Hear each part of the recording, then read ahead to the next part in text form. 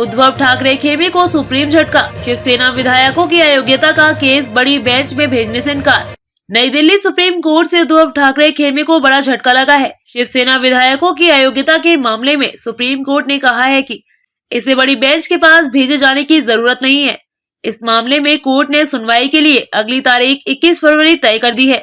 उद्धव ठाकरे गुट ने शिंदे खेमे में जाने वाले 16 विधायकों की सदस्यता रद्द करने की मांग की है। इन विधायकों की बगावत के बाद एकनाथ शिंदे ने राज्य में नई सरकार बनाई थी। बीजेपी भी सरकार का हिस्सा है। अब मेरिट के आधार पर होगी सुनवाई। शुक्रवार को शिवसेना विधायकों के मामले की सुनवाई करते हुए सुप्रीम कोर्ट ने इसे बड़ी बेंच के पास भेजे जाने से इनकार किया है। 5 जजों की बेंच इस मामले की सुनवाई कर रही है। इनमें चीफ जस्टिस DY चंद्रचूड़ के अलावा जस्टिस MR शाह, कृष्ण मुरारी, हिमा कोहली और PS नरसिम्हा शामिल हैं। अब 21 फरवरी से उद्धव ठाकरे और एकनाथ शिंदे गुट के दावे पर मेरिट के आधार पर सुनवाई होगी। गुरुवार को संविधान पीठ ने विधायकों की अयोग्यता के मामले में दोनों पक्षों की दलीलें सुनने के बाद फैसला सुरक्षित रख लिया था। इस सुनवाई के दौरान उद्धव ठाकरे गुट ने नवाम रेबिया फैसले का हवाला देते हुए कुछ बिंदुओं को 7 जजों की बेंच के पास भेजने की मांग की थी। वहीं शिंदे गुट की दलील थी कि इस पर पुनर्विचार की जरूरत नहीं है।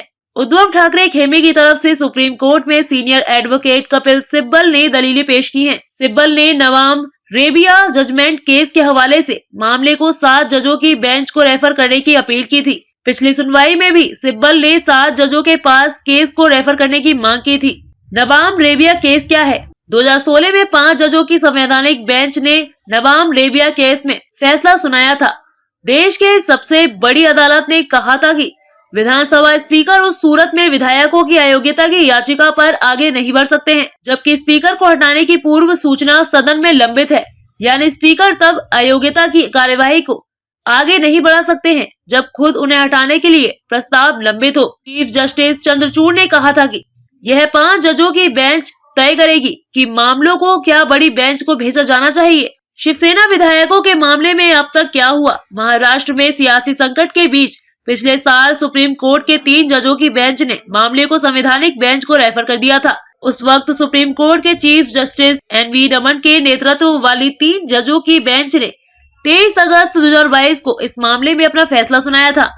बेंच ने कहा था कि संवैधानिक बेंच यह तय करेगा कि स्पीकर और डिप्टी स्पीकर के क्या अधिकार हैं। महाराष्ट्र विधानसभा में 4 जुलाई 2022 में हुए शक्ति परीक्षण के दौरान इन विधायकों ने एकनाथ शिंदे का समर्थन किया था। फ्लोर टेस्ट के दौरान सिर्फ 15 विधायकों ने उद्धव ठाकरे का समर्थन किया था। वहीं 40 विधायक शिंदे खेमे के साथ थे।